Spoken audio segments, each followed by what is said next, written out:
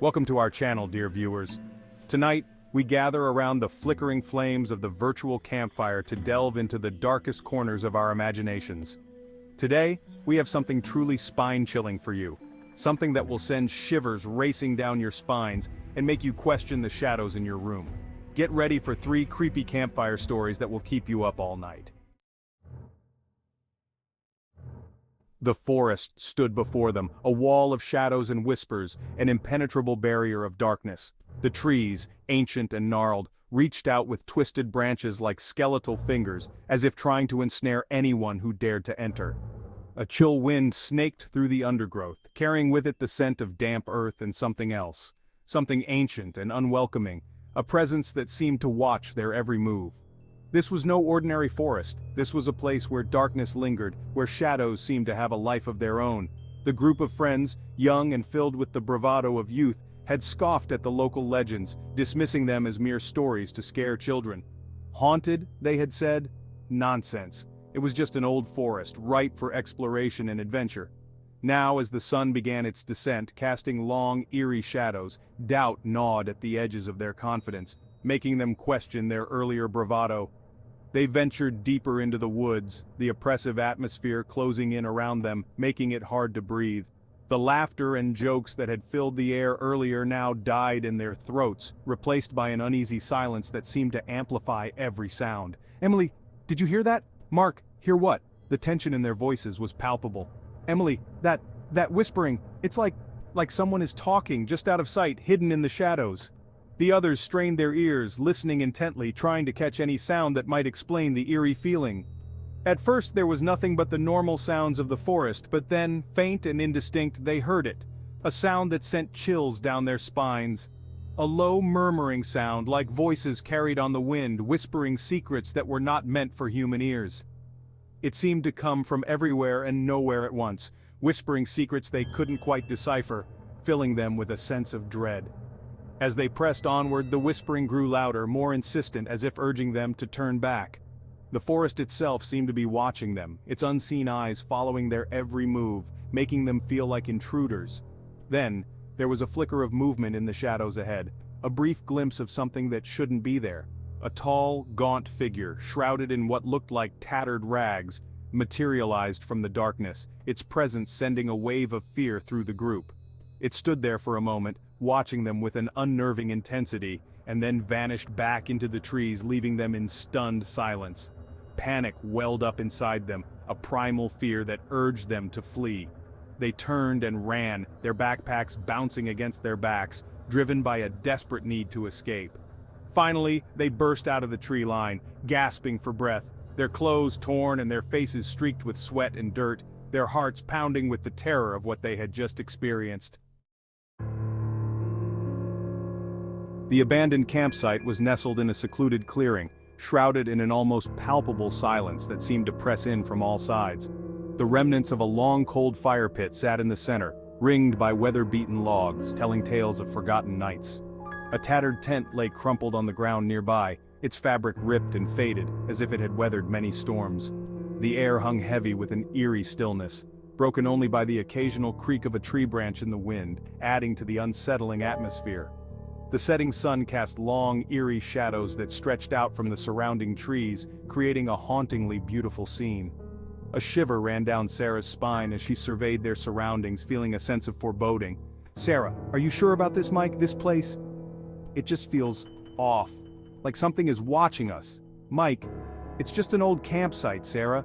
Probably hasn't been used in years. Besides, it's getting late and we need to set up camp before it gets dark." He began unloading their gear, his movements brisk and efficient, trying to mask his own unease. Sarah couldn't shake the feeling that they were being watched, a sensation that grew stronger with each passing moment.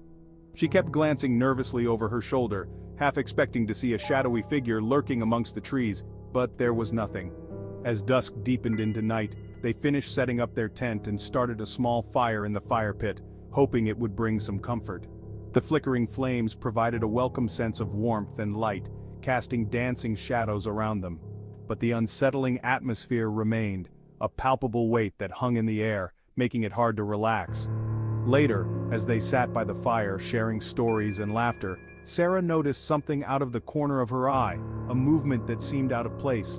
A faint ethereal glow emanated from the edge of the clearing. "Sarah, Mike, look, do you see that?" she whispered, her voice tight with apprehension, her heart pounding in her chest. He followed her gaze and saw it too, his eyes widening in disbelief.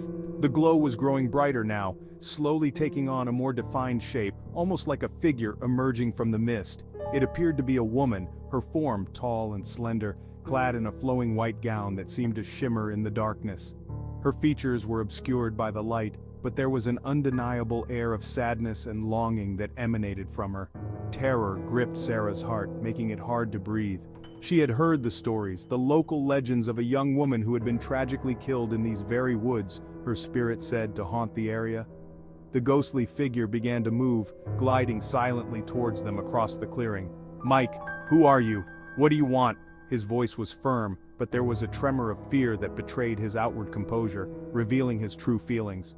"Ghostly figure, beware, beware the dangers that lurk in the shadows." Her voice was haunting, echoing through the trees, and with that she vanished, her form dissolving into the night, leaving them in stunned silence. Night had fallen, blanketing the forest in an oppressive darkness, a darkness so thick it seemed to swallow the very light. The air, thick with the smell of damp earth and pine needles, crackled with an unspoken tension, as if the forest itself was holding its breath. John, his senses on high alert, strained to hear anything over the steady thrumming of his own pulse, each beat echoing in his ears like a drum.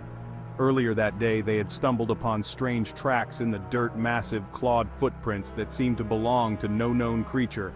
The local ranger had warned them about venturing too deep into these woods, muttering cryptic warnings about ancient legends and forgotten horrors. Now, huddled around the fire, the shadows from the flames dancing across their anxious faces, John wished he had heeded those warnings, the ranger's words echoing ominously in his mind. A twig snapped in the darkness beyond the reach of the firelight, a sound that seemed to pierce the stillness like a knife. John's blood ran cold, and he felt a primal fear grip him in its icy claws, a fear that seemed to freeze his very soul. "Did you hear that?" he whispered, his voice tight with apprehension, barely more than a breath. David, his gaze darting nervously into the impenetrable darkness beyond the firelight, nodded slowly, his face pale and drawn. "Something's out there," he murmured, his voice barely audible above the crackling of the flames, a tremor of fear in his words. The hair on the back of John's neck stood on end, and he felt a cold shiver race down his spine, a shiver that seemed to root him to the spot. He could feel the presence lurking just beyond the periphery of their vision, watching, waiting, a malevolent force hidden in the shadows. Another twig snapped, closer this time, followed by the distinct sound of heavy breathing, a sound that sent a jolt of terror through him. John's heart hammered against his ribs, a frantic drumbeat in the suffocating silence, each beat a reminder of his vulnerability. He knew, with chilling certainty, that whatever was out there was toying with them, playing a cruel game of cat and mouse. He gripped the hunting knife in his hand, the cold steel a small comfort in the face of the unknown, a feeble shield against the terror that surrounded him. He had never believed in the stories, the campfire tales whispered around flickering flames, but now, shrouded in the oppressive darkness of the ancient forest, doubt gnawed at the edges of his skepticism, eroding his disbelief. A low growl, guttural and menacing, echoed from the darkness, a sound that seemed to vibrate through the very ground beneath him. John's blood ran cold, and he felt a tremor of primal fear course through his body, a fear that seemed to paralyze him. This was no ordinary animal, this was something ancient, something hungry, a predator from the depths of time. Then, with terrifying speed, whatever lurked in the shadows attacked, a blur of motion and fury. A monstrous shape, silhouetted against the faint glow of the moon, crashed through the undergrowth, a force of nature unleashed.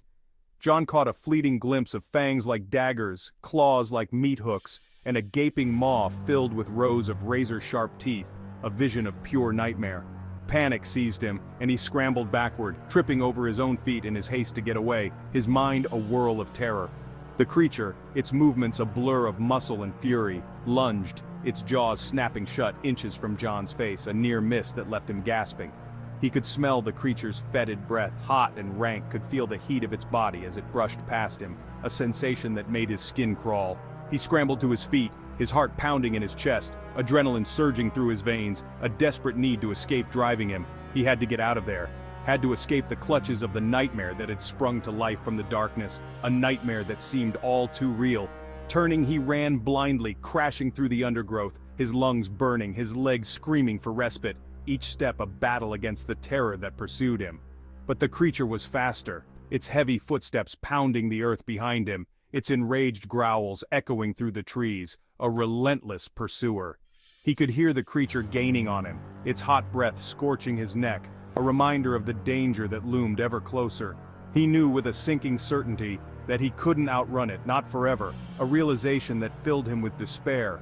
Stumbling, he crashed to the ground, his ankle twisting beneath him, a jolt of pain that left him gasping.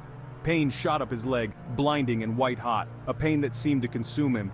He tried to get up, to run, but his body refused to cooperate, his limbs heavy and unresponsive. He was trapped, at the mercy of the monster that stalked him through the darkness, a prisoner of his own fear. He closed his eyes, bracing himself for the inevitable, a final act of defiance. But the killing blow never came, a reprieve that left him trembling. Instead, he heard a deafening roar, a sound of such primal rage and fury that it shook him to his core, a roar that seemed to reverberate through the very air. Then, silence, heavy and absolute, descended once more upon the forest, a silence that seemed to press down on him. John lay there for what felt like an eternity, his heart hammering against his ribs, his breath caught in his throat, each second stretching into an eternity. Slowly, cautiously, he opened his eyes, a sliver of hope piercing the darkness. The moon had shifted in the sky, casting long, eerie shadows, shadows that seemed to dance and flicker. He was alone. The creature, whatever it was gone, a realization that brought a wave of relief. He would never forget this night. Never forget the terror that had gripped him in its icy claws, a memory that would haunt him forever. Thanks for watching. We hope these campfire stories chilled you to the bone. If you enjoyed these stories, don't forget to like, comment, and subscribe for more creepy content. Until next time, keep your eyes on the shadows, and remember, sometimes the scariest monsters are the ones we create in our own minds. Sweet dreams, if you can sleep.